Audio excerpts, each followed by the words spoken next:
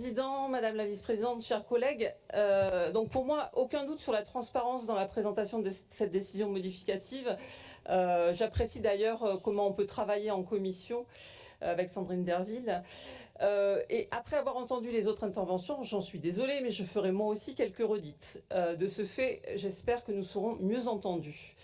Lors de la présentation de cette décision modificative que vous annoncez comme essentiellement technique, on ne peut néanmoins que ressentir un malaise et être très inquiet par la lecture que nous pouvons en faire et qui, elle, est loin d'être technique. Vous ne cessez de dire que nous sommes dans un contexte fragile et incertain et que nous devons adapter les politiques régionales. Nous ne pourrions vous contredire sur ce point. Cela fait maintenant plus de 3 ans que nous en sommes tous conscients, mais concrètement, quelles politiques ont été adaptées ?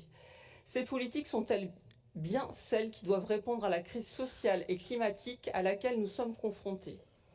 Vous vous cachez derrière le fait que les autres régions de France sont dans la même situation. Oui, il a été nécessaire de faire des choix d'endettement pour pallier aux crises qui se sont succédées, mais maintenant, il est urgent de réagir. Vous annoncez une perte de l'épargne brute de 33,9% et en même temps que nous sommes un peu en dessous de la moyenne de 35% de celle de toutes les régions de France. S'évaluer par rapport à l'immobilisme, à la gestion ou à la faiblesse des autres n'a jamais été un gage de réussite. Juste peut-être une façon de se rassurer, mais où cela va-t-il nous mener ? N'oublions pas que nous sommes la plus importante région de France et que nous devons montrer l'exemple, vous l'avez même dit ce matin. Excusez-moi, je me suis perdue. Parfait, le constat est fait, mais maintenant il est grand temps donc d'agir et de réorienter drastiquement les politiques régionales. Dans cette décision modificative, vous nous annoncez que celle-ci maintient le cap sur vos priorités et prend en compte les dépenses nouvelles pour faire face à l'inflation. Ce deuxième point est en effet incontournable, mais pour le premier point, les choix politiques que vous faites restent largement discutables. Vous nous annoncez des baisses de recettes, notamment annoncées par les perspectives d'élaboration de la loi Finances 2024, qui ne seront intégrées qu'au moment du compte administratif. Oui, la région n'est pas responsable de ces baisses de recettes, mais il est de son devoir d'adapter ses budgets en fonction de ces critères. Vous parlez de renforcement temporaire de l'endettement à défaut de recettes nouvelles. Nous n'avons pas la main sur la majorité des recettes de la région. La seule réponse à ces difficultés ne peut pas rester l'endettement que vous estimez temporaire. La problématique des recettes régionales n'est, quant à elle, pas temporaire. Cela ressemble à un jeu d'équilibriste très dangereux. Après avoir fixé des emprunts, vous vous lancez dans les emprunts flexibles qui deviendront à long terme des emprunts à taux variables. Je ne me remets pas en doute que cette stratégie peut être gagnante, ou plutôt la moins pire, mais il est grand temps d'être raisonnable et d'adapter les politiques de la région à ses ressources et aux priorités sociales et climatiques.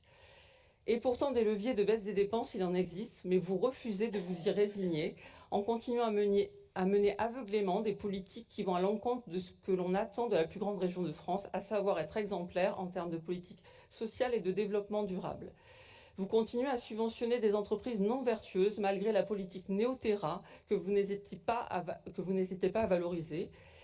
Mais dans les faits, l'image de la région que vous tentez de verdir est encore loin d'être à la hauteur du verdissement urgent et incontournable attendu. Vous vous entêtez à vouloir financer un projet LGV démesuré et inadapté. Et plus précisément, concernant cette décision modificative, il est regrettable de constater des retards d'exécution se traduisant par des annulations budgétaires dans des secteurs importants pour nos territoires ruraux et les habitants qui en ont le plus besoin. Culture, formation professionnelle, lutte contre l'illettrisme, transport, emploi associatif, aménagement du territoire ou encore le secteur de la jeunesse.